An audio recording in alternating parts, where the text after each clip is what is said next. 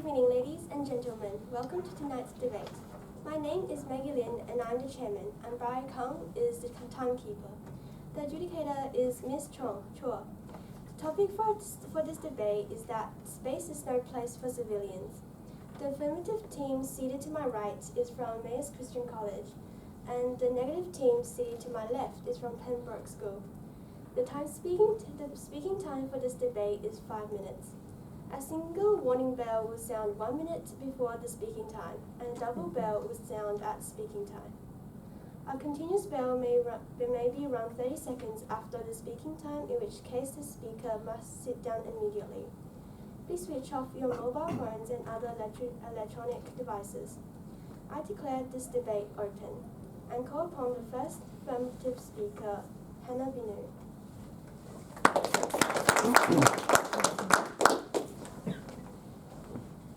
Good evening, Madam Chairman, ladies and gentlemen. The topic for our debate is that space is no place for civilians. We define the topic as that civilians, being tourists with no or very little skills and experience in space travel, should not, in the present time or near future, be visiting space. Space being an altitude of approximately 100 kilometers above the Earth's surface and beyond. We, the affirmative team, believe that this statement is true.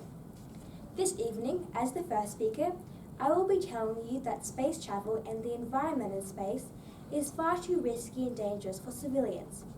Our second speaker will tell you that allowing civilians to go to outer space will be environmentally devastating for the Earth's environment. She will also be telling you that it is ethically wrong and that our laws are not prepared enough for civilians to visit space. Our third speaker will rebut and sum up our team case.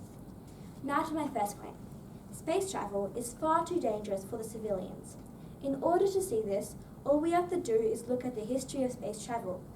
The first civilian to fly on a space mission was Krista Mccolfey, a school teacher from New Hampshire, in the USA.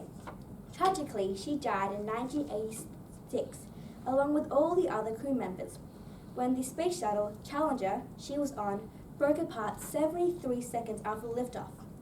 According to the Smithsonian Magazine, this disaster caused NASA at the time to declare space travel too dangerous for civilians. Sadly, as the Britannica website reports, it was only 17 years later, in 2003, when another NASA space shuttle, Columbia, broke down, killing all 7 crew members. Although these disasters occurred 20 or more years ago, spaceflight technology is still in its relative infancy.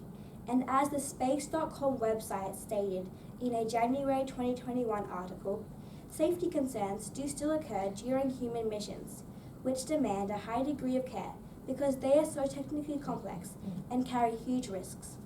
To see how risky spaceflight still is, we have to just look at the recent examples. The Timeline website reports that SpaceX, a space tourism company which plans to take tourists into space, has had countless fiery failures with their latest Starship SN8 taking to the air in December 2020, before flipping around and eventually exploding on landing. Even the recent so-called successful missions have been dangerous.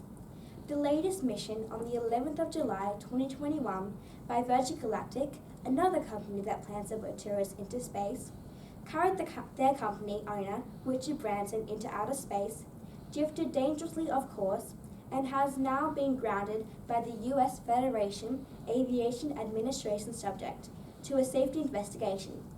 According to the space journalist Frank Stevenson, current estimates of the failure rate of space rockets are around 1 in 100 mark. To put that in perspective, if commercial aircraft operated with such a failure rate, there would be over 300 crashes every day.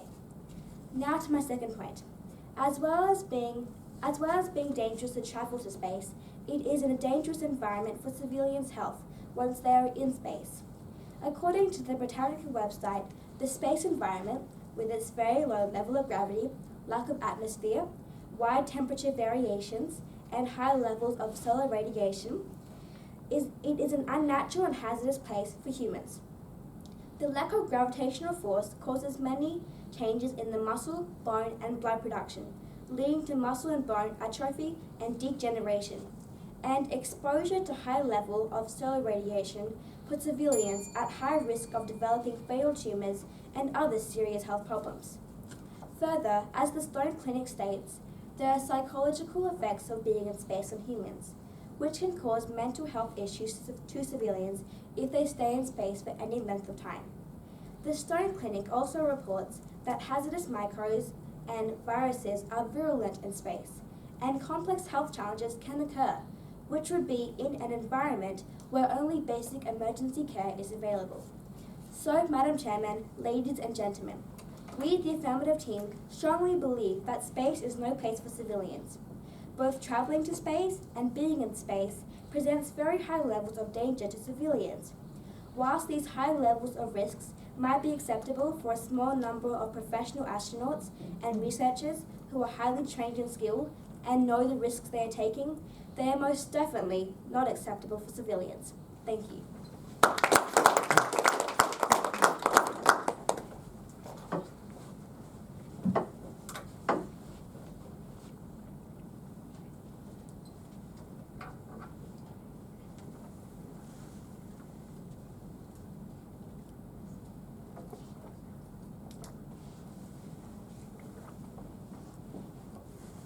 I call upon the first negative speaker, James Lee.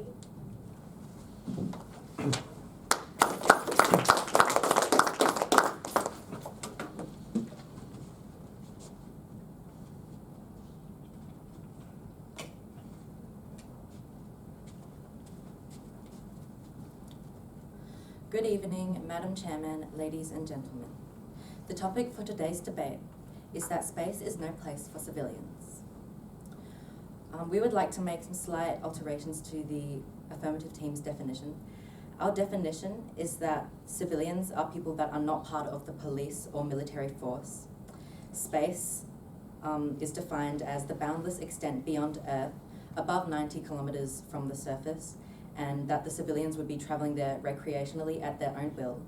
And no place for indicates that space is not suitable for civilians. First, I would like to point out some flaws in the opposition's argument. The first affirmative speaker has tried to tell you that space is too dangerous for civilians. This is wrong because the examples that they stated of space exploration accidents were from 1986 and 2003. These are outdated by many decades, and space technology has come along so much further in recent years. Furthermore, these are only two failures of the hundreds of successful space ventures. If a civilian decides to go out to space, they are willingly accepting the dangers and simply exercising their human rights to freedom. Astronauts are civilians who are allowed to enter space, and they simply accept the dangers and continue on with it. They've also tried to tell you that space is too risky for civilians because of the dangers of space and history of space travel. On the contrary, you could consider this as the same with regular air travel.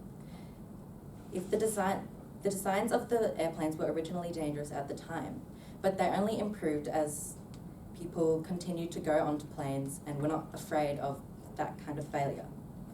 Space exploration is similarly an opportunity to create better technology. As first speaker, I will be speaking to you about the economic benefits and social benefits of opening space to civilians, and the fact that space isn't owned by anyone and it wouldn't be fair to prohibit a free area. Our second speaker, Luca, will be speaking about how better technologies such as space travel can be developed if civilians are allowed into space, and the advantages of hypersonic travel that can be utilized if civilians are allowed into space. Our third speaker, Rebuttal, will sum up and rebut our team's case. My first point is that opening space to civilians will offer countless economic benefits. In recent years, space tourism or recreational space travel has become more common and more widely desired by the general public, so taking on this bountiful industry should be considered. Skiff Tourism News' extensive study states that tourism generates $7.2 trillion globally and provides 284 million jobs annually. Space tourism would have a similar effect. The Pew Research Center states that in a survey conducted in 2018 of Americans of all ages and classes, 42% of the Americans say that they would be interested in going to space. That means that the space tourism industry already has an audience of over 137 million Americans, and there is bound to be more people interested globally. Majority of the people interested in space travel stated that their reason was to experience something unique. This is evidence that in decades of human history, there has not been a new, fascinating opportunity for civilians to experience, because 100% of our land on our Earth has already been explored or colonized, and civilians desire new endeavors. In that same survey, 68% of millennials, the younger generation surveyed, stated that they would be interested in space travel. With a new generation of enterprising and intelligent people, space travel is inevitable, and considering civilians as suitable for space is the first step into accepting this. Dr. Prem's travel and tourism site states that there are already 14 companies globally that have seen the potential of space tourism and have made the major progress in this industry, such as Elon Musk's SpaceX. If these companies already can see the potential in encouraging civilians in space, why shouldn't we? My second point is that space is an area that isn't owned by anyone and therefore shouldn't be prohibited or discouraged from civilians to enter. The Outer Space Treaty of 1967 states that space belongs to everyone and no one. Simply put, it has no owner. Space, like the open ocean, is considered res nullius, meaning it belongs to no one. How is it logical to discourage or ban a person from entering space when they have every right and freedom to do so? Article 13 of the Universal Declaration of Human Rights provides that everyone has the right to freedom of movement or freedom to roam. This is characterized as the right to access public spaces and leave your own for recreational purposes. By definition, space is a free public area, so discouraging civilians from entering would simply be unfair to those wanting to exercise their human rights of freedom. Even if the risks to an individual entering space are posed, if that individual still chooses to enter space, their suitability shouldn't be questioned. The dangers that are present should not be a factor, as every person entering space will be responsible for their own health. For example, according to the NASA site, NASA astronauts are by definition civilians because they are not required to come from a military service background. If astronauts are encouraged to pursue their desires to enter space, why shouldn't other civilians be considered suitable to pursue that same right? In conclusion, Madam Chairman, thank you.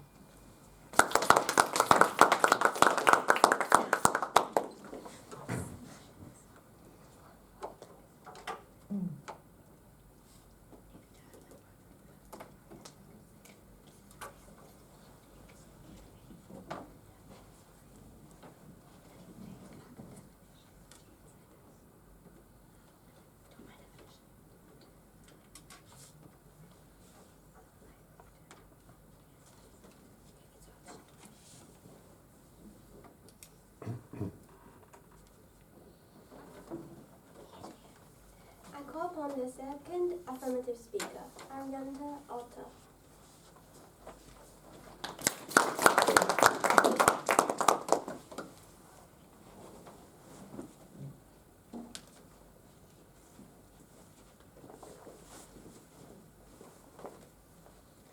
Good evening, Madam Chairman, ladies and gentlemen. The topic of tonight's debate is that space is no place for civilians. We, the affirmative team, believe that this statement is true. We, the affirmative team, disagree with the definition given by the negative team. They have said that civilians will be able to go to space at their own free will. But not all civilians will get this opportunity, as it is only the wealthiest people will be able to go to space. And the wealthiest people account for only 1% of the world's population. The first negative speaker has also stated that technology is improved, which is why it is safe to travel to space. This is not true, because flight technology is still in its relative infancy, and it was only this year in July that a Virgin Galactic had failed its mission. He has also said that it will benefit the economy. This is wrong, because we need to consider with the environmental damage that space travel is going to cause, the economy will be in even more loss. Our first speaker has already spoken to you about the dangers of letting civilians go to space, and also the possible health issues that come along with it. Today, I will be talking to you about two main points. My first point being is that sending civilians to space is damaging both for Earth's environment and space's environment. According to the North American Space Agency, during liftoff, rockets need to consume 11,000 pounds of fuel per second, which is 2 trillion times the rate at which fuel is burned in an average family car. The most common fuels used for these rockets are kerosene and hydrogen. These are both fossil fuels that release vast amounts of carbon dioxide into the atmosphere, which accelerates global warming and climate change. According to The Guardian, 200 to 300 tons of carbon dioxide is emitted from just one rocket launch. If we allow civilians to go into space, there could be hundreds of launches every year pumping millions of tons of carbon dioxide into the atmosphere. As Dallas Kazabowski at the Northern Sky Research Space Consultancy states, even if the suborbital tourism market is launching at a fraction of the number of launches compared to the rest of the tourism industry, each of their flights has a much higher contribution to pollution, and that could be a problem. According to Associate Professor at Maurice at University College London, rocket launches also put hazardous soot particles into the Earth's atmosphere, which is harmful to human health and can cause acidification of waterways. She also warns that rocket flights cause reactive nitrogen oxides to be put into the atmosphere, which depletes the ozone layer, which protects Earth from ultraviolet radiation. Sending civilians into space will also cause harm to space's environment. According to NASA, there are over 128 million pieces of debris orbiting around the Earth in space. This debris travels at speeds of up to 17,500 miles per hour and is a danger to all space vehicles, satellites, and even the International Space Station. Every rocket launch can put out more lethal debris into space, as even paint particles from rockets can cause damage in orbit. Now to my second point. It is ethically wrong to allow civilians to go into space. Just because wealthy individuals want to go into space to satisfy their selfish ambitions, it does not mean it's right to let them go. This is why governments whose job it is to regulate and protect the public against these things that are too dangerous, should not let civilians go into space. It is also wrong to allow 1% of the world's wealthiest people to cause environmental damage that will dangerously affect the rest of the world's population just because of their own selfish desire of wanting to explore space. It cannot by any measure be justified. In conclusion, Madam Chairman, ladies and gentlemen, space is not a place for civilians. As former U.S. Labor Secretary Robert Reich states, is anyone else alarmed that billionaires are having their own private space race, while record-breaking heat waves are sparking a fire-breathing dragon of clouds and cooking sea creatures to death in their shells? Thank you.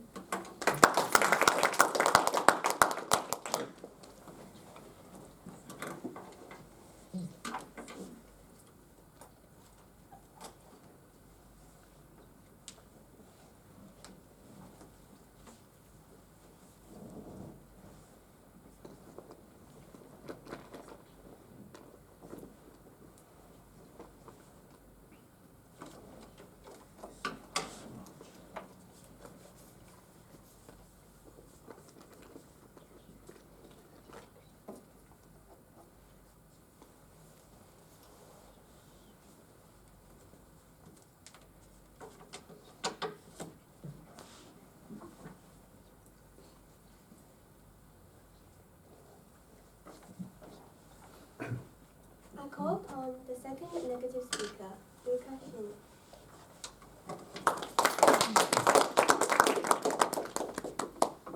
Good evening, Madam Chairman, ladies and gentlemen. The topic for tonight's debate is that space is no place for civilians. We, the negative team, strongly believe that this statement is false. Our first speaker, James, has already spoken about how civilians in space provide a huge economic benefit that space isn't owned by anyone, and that it is unfair to prohibit a free area from people. I will be speaking about how civilians in space opens opportunities to develop better technology that can be used in other sectors as well as space travel. I will also be speaking about how hypersonic travel is another advantage to allowing civilians in space, where flight that goes into space allows extremely high speeds. Our third speaker, Spiridon, will rebut the opposition and sum up our team's case. Before I continue with my argument, I would like to rebut some flaws in the opposition team's case. The second affirmative speaker has stated that civilians in space and space travel is harmful for the environment. This is a misleading argument, as hypersonic travel, which I will be speaking about in my second point, is a more environmentally friendly option to regular air travel, which is verified by head researcher Michael Smart of the University of Queensland. Furthermore, more efficient and environmentally friendly alternatives to fossil fuels that fuel rockets are being developed currently by companies such as SpaceX. The second affirmative speaker also said that only wealthy people can go into space and that space is no place for civilians because of this. Just because most of the population may not be able to afford it, it doesn't mean that space should be considered no place for civilians. Furthermore, if space tourism is invested in, technologies will improve and the cost of going into space will decrease, just like how it has happened for regular air travel. I will be talking more about this in my first point. Firstly, civilians in space opens opportunities to develop better technology that could be used for other domains as well as space travel. One big example is the technology that was developed during the space race that was also instrumental in other fields, materials that we still use today. The NASA Jet Propulsion Laboratory website listed some examples to be Teflon, CAT scans, LEDs, home insulation, freeze-dried food, artificial limbs, computer mice, and portable computers. During this time, funding was very high from the government to NASA. According to the US Office of Management and Budget, the US spent a whopping 4% of its total national budget on NASA in 1965 alone, the peak of the space race. This sheer amount of money from the government allowed NASA to develop the technologies for space travel that are still used in other sectors today. Nowadays, NASA does not even receive 0.5% of US spending because political support for space travel is reduced. A higher budget from paying civilians funds space tourism, which would be used to develop new technologies, which would no doubt be used in other domains and in daily life. Private funding for space tourism is a more sustainable method that could be extended to allow researchers to develop new technologies to boost and make space travel more safer. This is already starting to happen today with companies such as Virgin Galactic, SpaceX, and Blue Origin.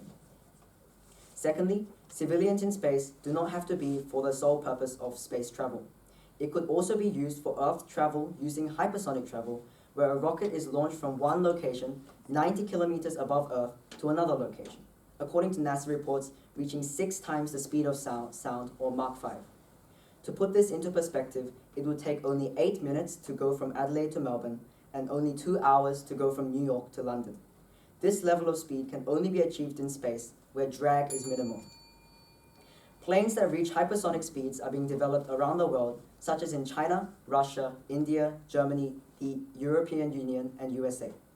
With Science magazine naming it as the new space race, and referring to the US, that not developing a usable hypersonic plane puts national pride at stake. Australia is also testing and developing a hypersonic plane of our own. Researchers at Queensland University successfully conducted an experimented flight at Woomera in South Australia. The chair professor at the University of Queensland, Michael Smart, stated that hypersonic travel has the potential to revolutionize air travel, making it faster, cheaper, and more environmentally friendly to travel around the world and into space. This type of travel would be a huge step for transport in the future, and there is no reason to ignore this opportunity by simply saying that space is no place for civilians. In conclusion, ladies and gentlemen, it is clear that space is certainly a place for civilians because it will allow for more technologies that could be used in other domains to be created, and that hypersonic travel could be a faster, more efficient, and more environmentally friendly mode of transport that involves going into space. Why should we ignore a huge opportunity for the future when there are so many advantages to mankind overall? Thank you.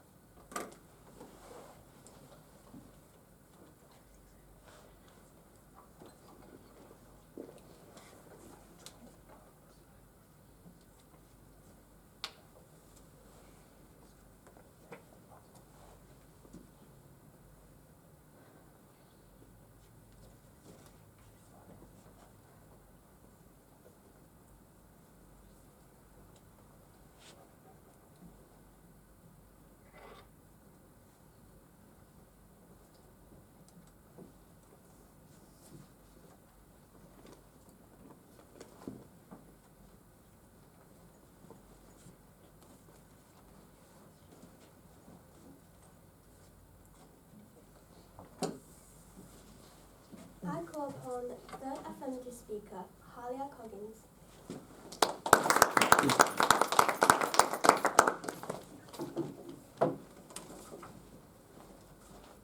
Good evening, Madam Chairman, ladies and gentlemen. The topic for our debate is that space is no place for civilians. We, the affirmative team, believe that this statement is true. We define the topic as being that civilians, being tourists with no or very little skills or experience in space travel, should not, in the present time or near future, be visiting space, being an altitude of approximately 100 kilometers above the Earth's surface and beyond. The negative team has attempted to define this debate by stating that civilians will be allowed to travel to space on their own free will. This cannot be justified. This assumes that any civilian on Earth has access to a way to go to space. This is not a realistic assumption. Spacecraft and travel can only be accessed by the top companies and wealthiest people. The first negative speaker has tried to tell you that allowing civilians in space will be good for the economy. According to the Washington Post, a ticket on the Virgin Galactic to fly to the edge of space will cost $250,000 US. That is a price tag which will put it out of the reach of all but the wealthiest people on our planet.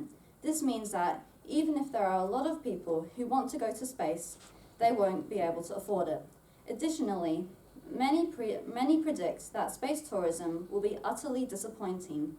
As the Vox website states, the sad reality is that Virgin flights, currently priced at $250,000 for an estimated 6 minutes of weightlessness, might not provide an experience tremendously different from what's currently available to anyone willing to pay $5,000. A brief zero-gravity flight on a plane, often called the Vomit Comet. All of this casts significant doubt about whether space tourism can be a financially profitable industry, especially when, according to the Air and Space website, the cost of each launch is hundreds of millions of dollars. Also, we have to look at how much the space industry is costing our economy and society in terms of environmental damage it causes. A 2020 report by the World Wildlife Foundation estimates that a climate change will cost the global economy $10 trillion US by 2050 unless environmental damage is reversed. As our second speaker has told you, putting civilians in space will accelerate environmental damage and therefore the economic costs of space tourism to the global economy will be far greater than any possible economic benefits. Also, even in the unlikely event that private space tourism companies did make some profit, we have to remember that these companies exist to make profit for the shareholders. There is no guarantee whatsoever that any profits will be reinvested into future space research. It could just as well be going to pay for billionaires' mansions and yachts. The second negative speaker has tried to tell you that a lot of new technology will occur. It is not necessary for civilians to go into space for a lot of new technology to occur. It would actually be better for research and development of space travel technology if we just sent professional astronauts and researchers into space. Civilians in space would just distract resources from research and development, and also, as our second speaker has told you, contribute to the problem of space debris, which makes it dangerous for astronauts to go to space. This evening, our first speaker spoke to you about about the significant dangers and risks of space travel to civilians. She has also explained the multiple health issues which civilians will encounter in space. Our second speaker has explained how putting civilians in space would be damaging to the Earth's environment and would accelerate global warming.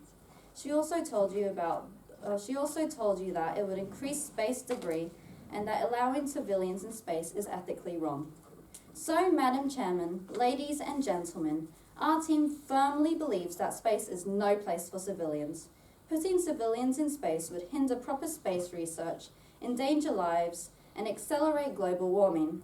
It would be one big step forward for satisfying the selfish whims of the privileged few and one giant leap backwards for the rest of humankind. Thank you.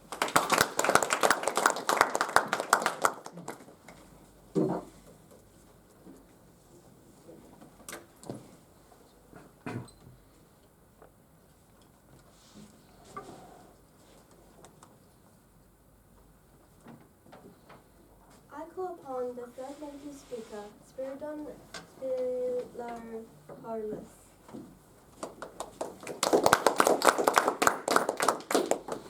Good evening, Chairman, ladies and gentlemen. The topic for tonight's debate is that space is no place for civilians. We, the negative team, believe that this statement is false. Tonight, as third speaker, I'll be rebutting and summing up our team's case. But first, I'd like to point out some flaws in the opposition's case. The third affirmative speaker has tried to tell you that not every civilian can go to space, therefore going to space of free will is wrong. This is incorrect because free will indicates that a person can go to space by their own rights and choice. It has nothing to do with the fact that some people may not be able to afford to go. The first affirmative speaker has tried to tell you that people should not go to space because it is dangerous. She references the disaster of the Challenger and other disasters. However, there have been countless more plane crashes and the plane crash body count is much higher, yet we still continue to travel on aeroplanes. Space travel is still a fairly new industry.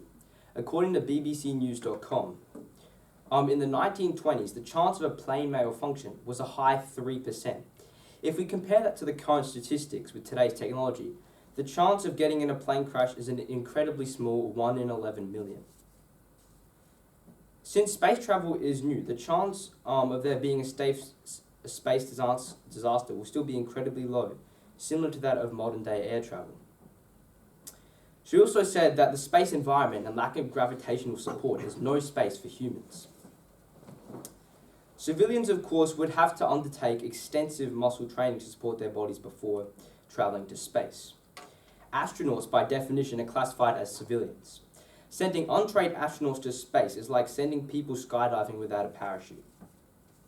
Civilians traveling to space already know the risks that are involved. According to NASA, any personnel that is going to space first will have to pass a series of extensive muscle tests to see if their body is ready to handle the elements of space.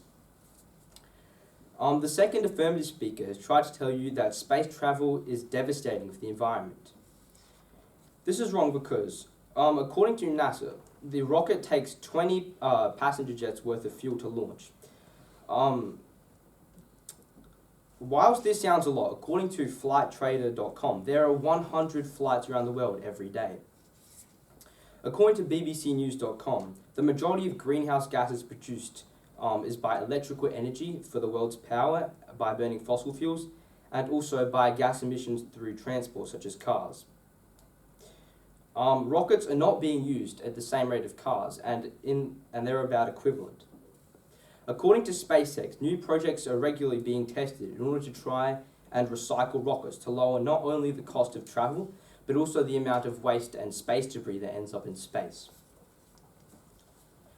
The second affirmative speaker also tried to tell you that that space travel is ethically wrong and only the wealthy will be able to afford it and not other people. And since space travel is a recent form of new technology, it has not been around for more than a century.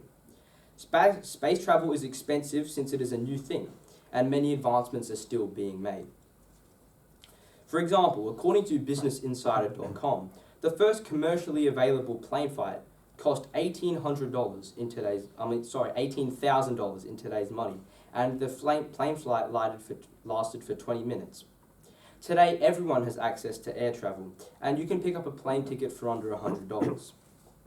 This trend will similarly happen to the space tourism industry, and over time, it'll be cheaper to go to space. In the past, only wealthy were allowed to go on aeroplanes, but now nearly everyone has access. Our first speaker has already spoken to you how civilians in space will provide a huge economic benefit for Earth by sending civilians into space, and how space does not belong to anyone, and that civilians have the right and the free will to go into space. He's also spoken to you how it opens opportunities to develop new technology and other domains in space travel.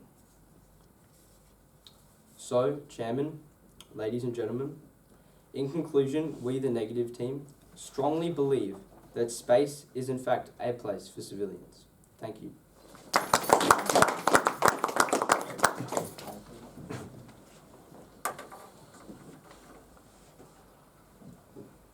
We now come to question time. For the next 3 minutes, teams are invited to take turns to ask each other questions about the debate. That is, the affirmative team will ask a question, then the negative team, then the affirmative team, and so on. A team is free to indicate if it has no question. I now invite the affirmative team to ask its first question. I think it was, you mentioned ultrasonic technology, I think that's what it was called, but has it been tested, the technology you mentioned? Yes, it has been tested all around the world, including in South Australia. A successful experiment test in Pembroke. I'm sorry, it's your turn. I don't have any questions.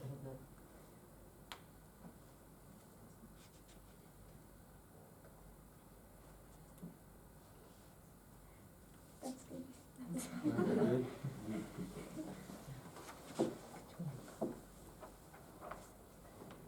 While the adjudicator finalizes the results, I will read this evening's chairman's notice. You don't have it? Yeah.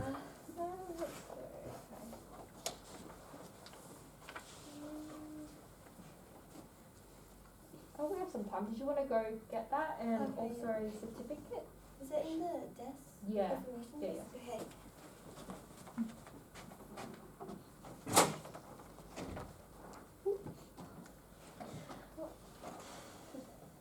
Maybe you locked it. Yeah. Okay.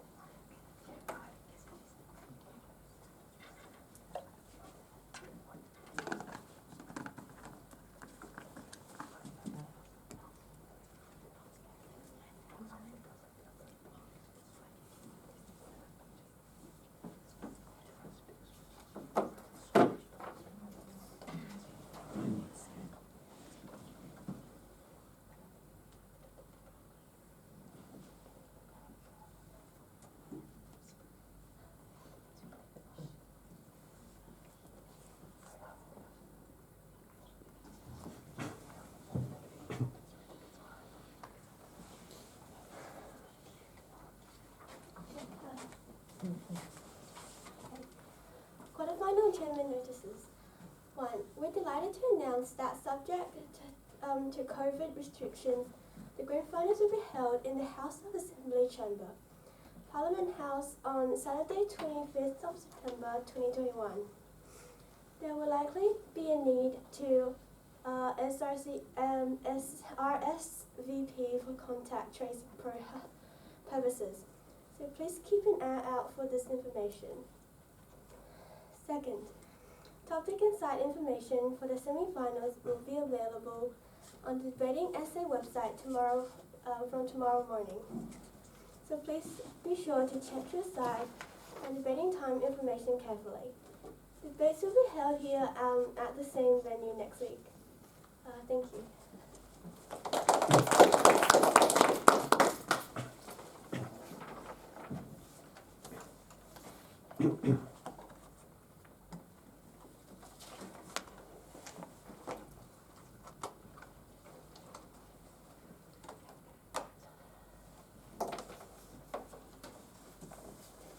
I now invite the adjudicator, Ms. Chua, forward. First of all, a huge congratulations to both teams on making it to the quarterfinals. You all did really well tonight, and I thought it was a really interesting topic, so I hope you enjoyed researching. Starting with Hannah. Your definition was very clear. I thought it was quite interesting that you defined civilians as tourists, but that definitely was beneficial for your team, as I later discovered when you were delivering your case. Moving on to your arguments, you presented them really clearly, split them up into two sections, and it was great that those two arguments were very different from one another, so it showed a lot of variety. So with your second one, you talked about the dangers of space, and you also touched upon some of the psychological issues, which I thought was great. I did want to see you expand upon that a little bit more as you started to go into it, but presenting some of that research surrounding the psychological damage would be highly beneficial for your team. Presentation, you were really well paced, communicated really clearly. Only improvement area would be eye contact, especially because you are the first affirmative with no rebuttal. Standards are quite high for a polished speech that is well prepared. Overall, it was a really strong start. Well done. I've got James. I thought you did a really good job on rebuttal. You spent a good amount of time and addressed two of Hannah's points. So that was great. Moving on to your arguments, you explained how, there are lots of economical benefits, and you delved into that a lot with relevant stats. I thought you sourced a lot of relevant information there.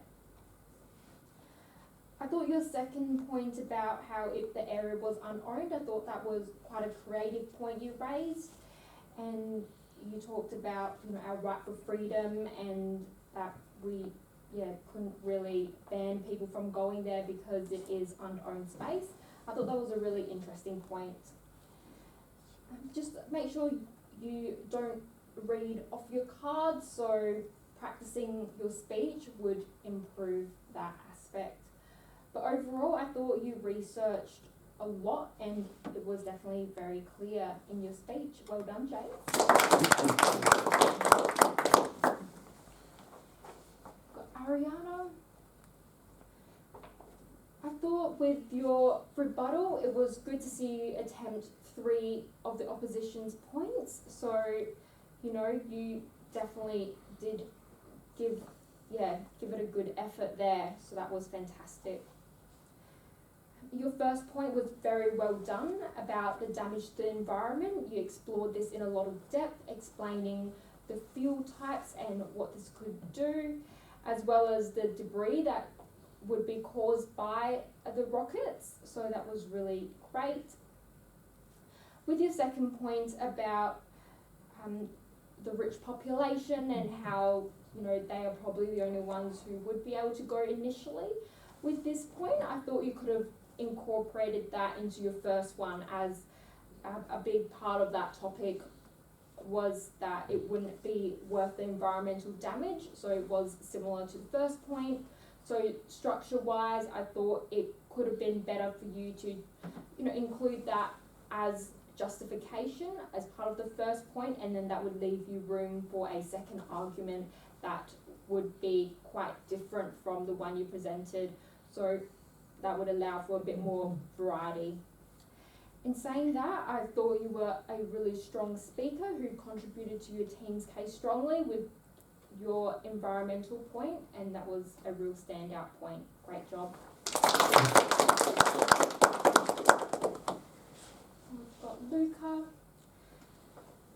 thought you overall were a really strong speaker. Your rebuttal was really sound. The 2 points that you addressed were addressed with logical arguments. You made a good point about how, although initially only the rich may be able to access this, over time, as technology improves, the cost will decrease. That was very logical.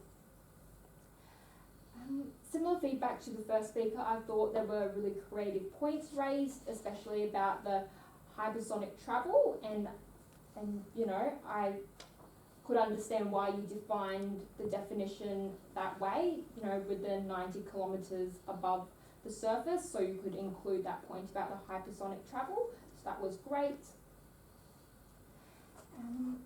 The only thing presentation-wise is, just to not read your cards and engage with the audience more, but other than that, the arguments you presented were highly logical. Really well done.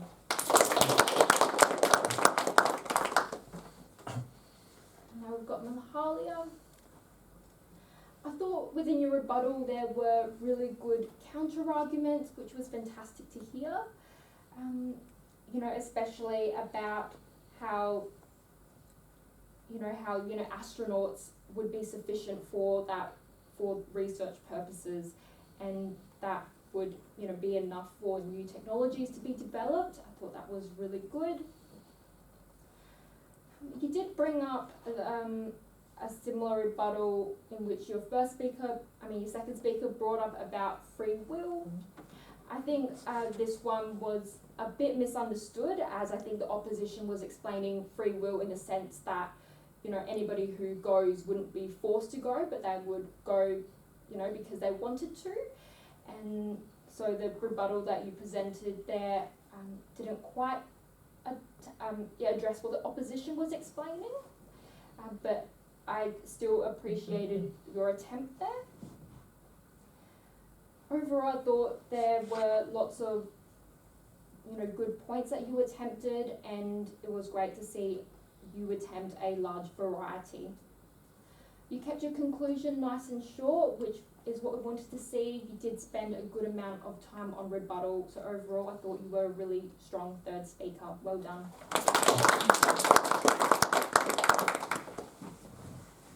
Now we've got Spiriton. You also spent a great amount of time on rebuttal, and overall I thought most of the points you presented were of sound reasoning, so really well done. It was very clear that you did a lot of research, so you did think up all of those points that the oppositions could have raised, and you had good arguments to counteract them. I was also happy that you did bring up the free will point and clarifying your argument with the audience there. Overall, rebuttal was really strong, and your summary, it was only a couple of sentences, but that was sufficient. So overall, really good job.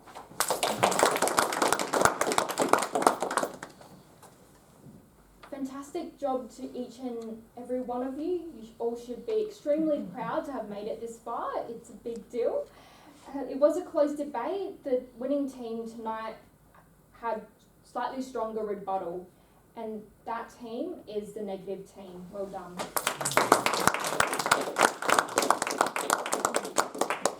Can wrap up. I call upon a member of the run-up team to give a vote of thanks.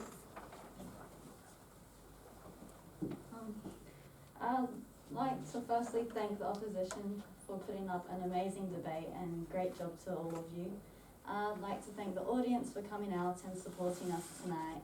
I'd like to thank the adjudicator for adjudicating this debate, and I'd like to thank Chairman and Timekeeper for helping with this, and also Nazareth for hosting this debate.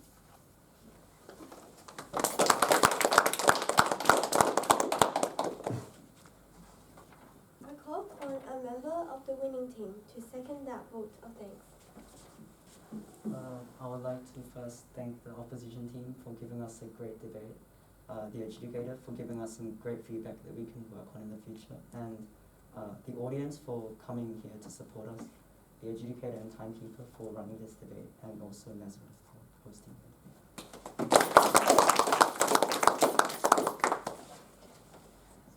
Ladies and gentlemen, thank you for attendance. I now declare this debate closed.